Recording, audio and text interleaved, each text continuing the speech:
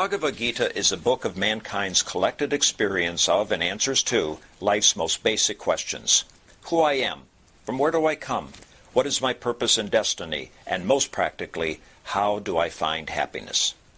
These podcasts originate in the lectures of Neil Bhatt, a disciple of Swami Chinmayananda. They are presented here in 20 to 30-minute segments, each covering 3 of the Gita's 701 verses.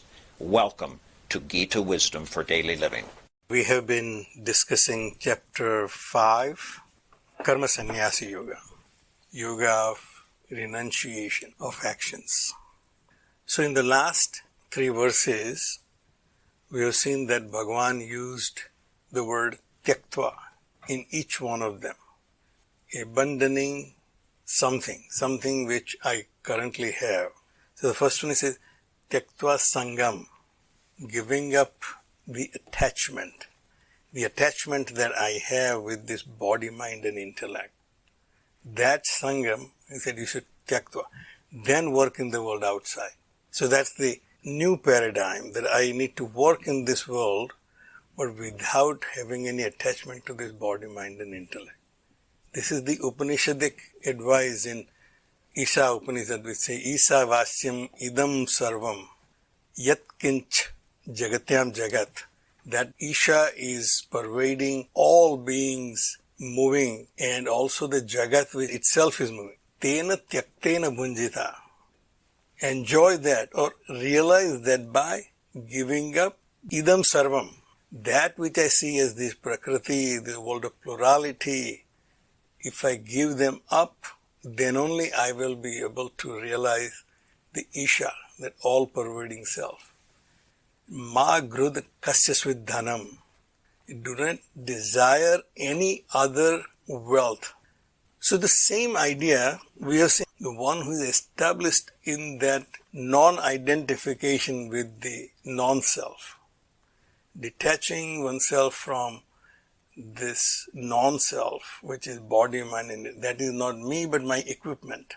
Giving up the attachment to my equipment, I establish myself who I am, and then work in this world.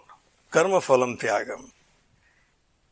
And the another concept we have been seeing since chapter 3 is abandoning the expectations for the results. In other words, this Prakriti functions by itself, and it does not require anybody's interference in it. And therefore, I should not expect a particular result out of particular action.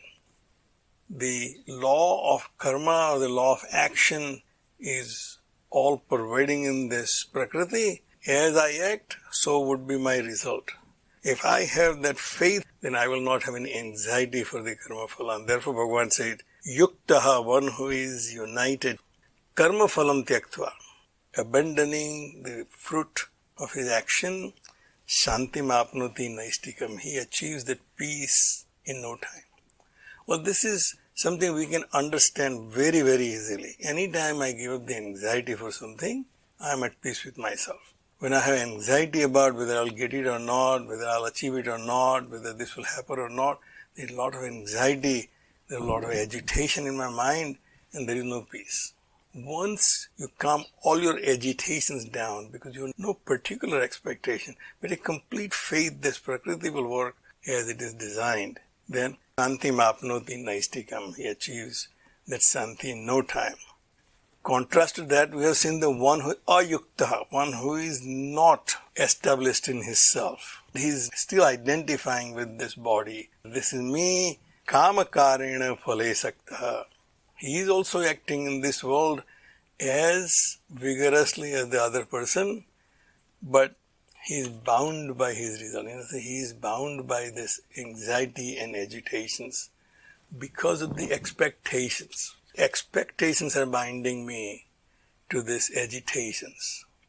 So Bhagavan said, in contrast to that, the one who has completely achieved that identification with the self, the consciousness, and not with the body, mind, intellect. One who has given up the attachment to this BMI, sarva karmani manasa sannyasya. He gives up all actions mentally. He is working in the world as he was working before, He has not changed anything. He is performing all his nitya karma, naimitya karma, and all other actions. He is not engaged in any nisedha karma, but he has mentally renounced all actions. Even the nitya karma he does not consider that he is performed by my body. In the verse 11 we have seen, Kayena manasa buddhya kaivala indriyehi api. He sees that all actions are performed by either my body, my mind, my intellect, and through sense organs. But I, the self, is not involved in it. Naiva kinchit karomi iti. He realized that I, the self, is not really involved in it.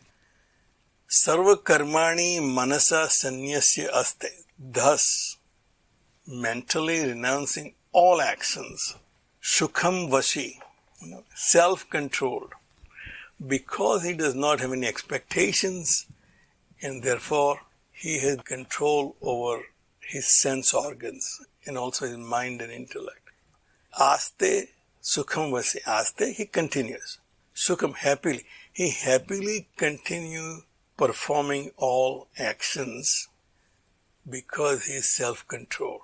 He has given up the identification. Navadvare pure dehi naiva kurvanna karayam. Dehi, the one who is indwelling in this body, this metaphor uses of a city with 9 gates. In olden days, the cities were fortified and only traffic occurs from outside is through those gates which are provided in the fort. Using this metaphor that this body as a city, which is comprised of several departments, the mind, body, intellect, ego, sense organs, all those various entities residing in this city, they are transacting with this world outside through these 9 gates. And we have seen the 9 gates last time. 2 eyes, 2 ears, 2 nostrils, and 1 mouth. They are the intakes. Everything which comes inside the city comes through these 7 gates. There are 2 on the lower part of my body. Anything that exits my body is through those 2. So the incoming and outgoing gates are provided in the city, and the Dehi is residing in this body, but Sukham Vashi. Therefore, what I'm giving up is the identification with the city. First I thought that this is me, the body is me, this mind is me, this intellect is me, these senses are me.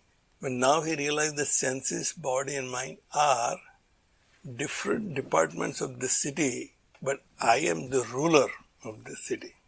Naiva kurvanna karayan, the very presence of this indweller makes the city function. As long as there is consciousness, all these departments of the city will function. When that indweller is gone, there is no activity. So just as the analogy used here, this metaphor comes from Katha Upanishad, where this body is equated to a 9-gated city. So all these activities happening in the city is because of the ruler of the city. As long as the ruler is there, all the departments are functioning properly. The ruler is not there, the city will stop functioning. Navadvare pure dehi naiva kurvanna karayan. He is not doing anything, he is not also making all these departments to do anything. It basically tells us that all the upadhi which this Prakriti imposes on the self is just that, the upadhi. The self in me is the Purusha. Self in me is the consciousness. The very presence of the consciousness, the Prakriti gets animated.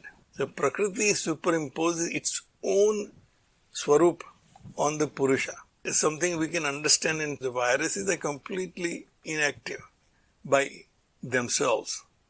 It's only when it's in contact with the human cell or any other, then it gets activated. Now obviously human cell is not equated to the self, but you can see that without the presence of the one, the other is completely inactive. But the activity which takes place by the association with each other is not caused by the entity which has the power to activate it. So the Prakriti is superimposed on the self. It seems like the self is acting, but actually It is the nature of the Prakriti. Prakriti by itself cannot be activated unless the self is in presence. This relationless relationship is explained here, that this entity which seems indweller, in reality he is not indweller in this body, but its very presence in this body makes the city to function. Naiva kurvanna karayan. That presence of the self is not causing this city to act, not the mind to act or buddhi to act. It's the very nature of the mind and buddhi to act. The senses go out, get information, create impression of the mind. It's the very nature of the mind to get impression from the world outside. Consciousness only enables mind to do what it is capable of doing. Just as gas only enables the car to perform the way it was designed. If it is a BMW, it will act like a BMW, and if it is Hyundai, it will act like Hyundai. It does not change the characteristic of that car. That gas does enables the car to function as it was designed. Similarly, Prakriti functions in the presence of Purusa as it is designed. Navadvare purede naiva kurvanna karayan. He does not do anything or make anyone to do anything else. That anyone here is the various aspects of my limited self, the mind, intellect and body. Na kartrutvam na karmani lokasya srujati prabhuhu na karmaphala sanyogam swabhavastu pravartate. See, this is another paradigm shift for us.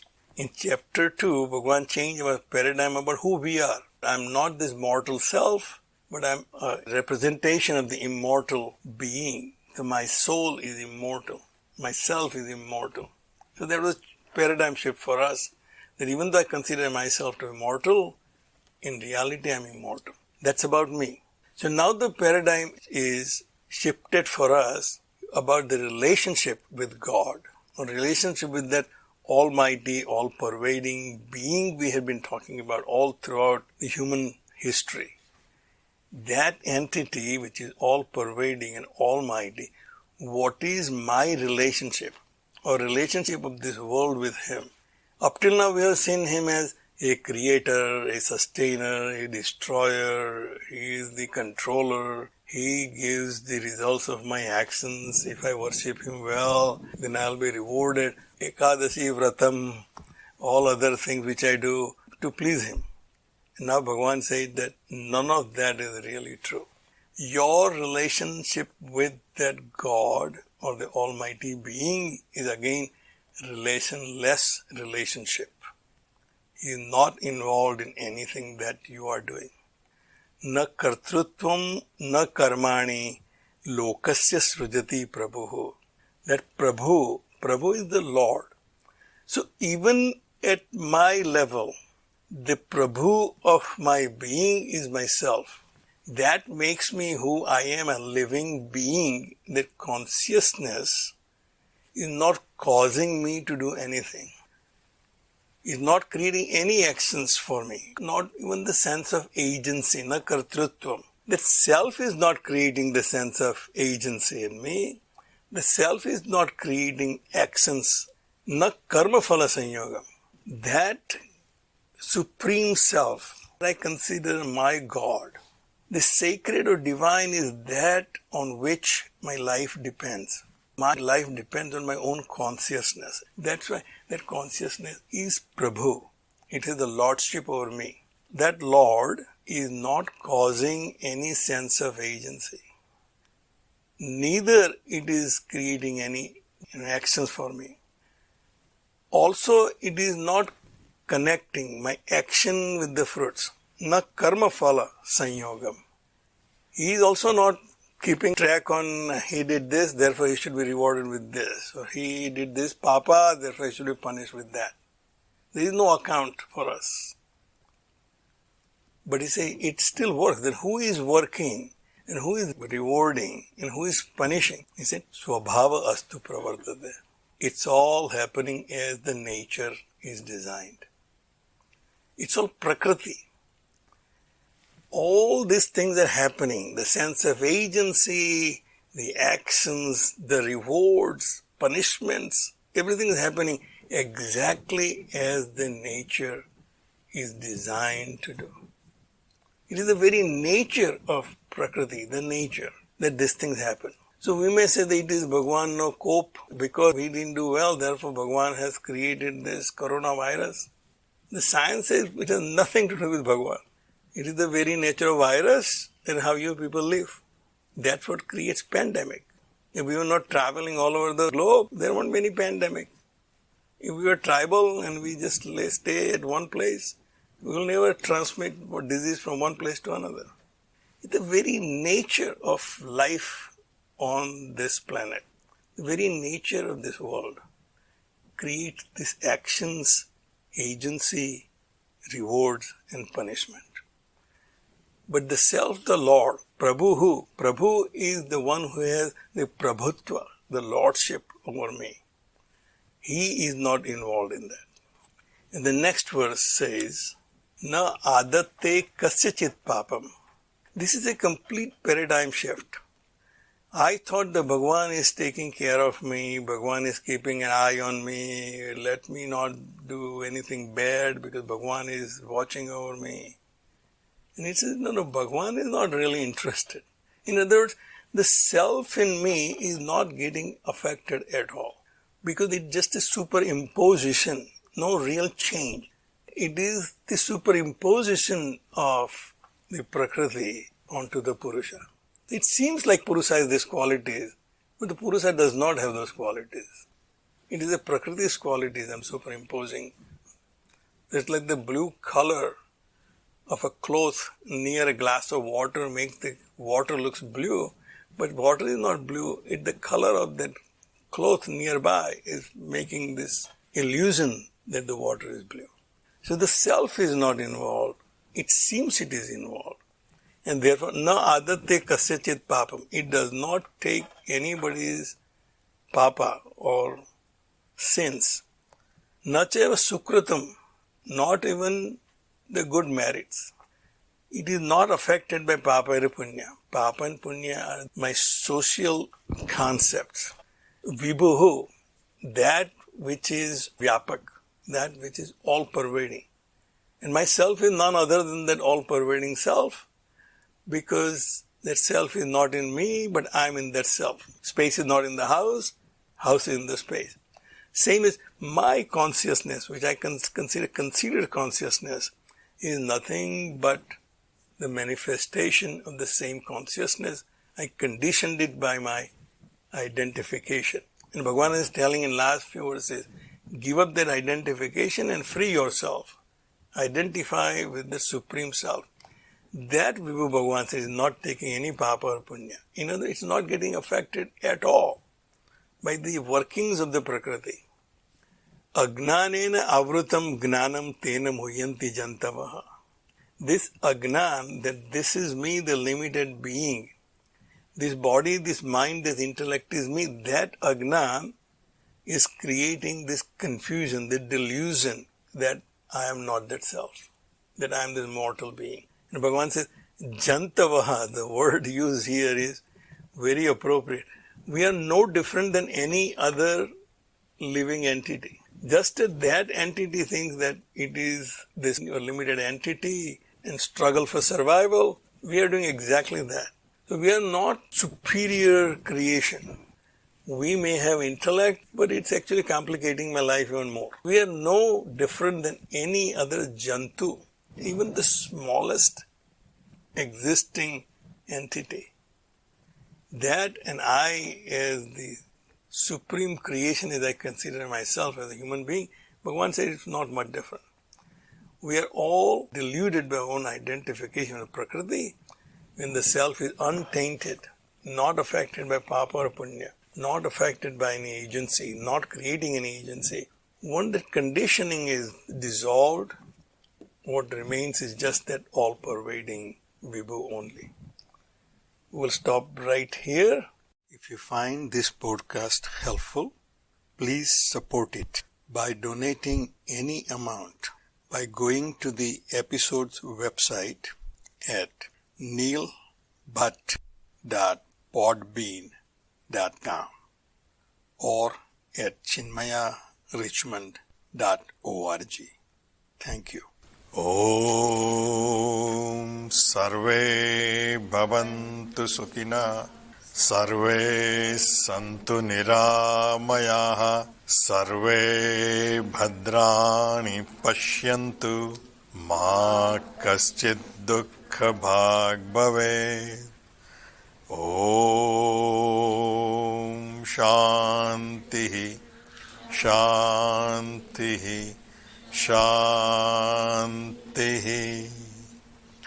Harihi Om. Shri Gurubhyo Namaha. Harihi Om.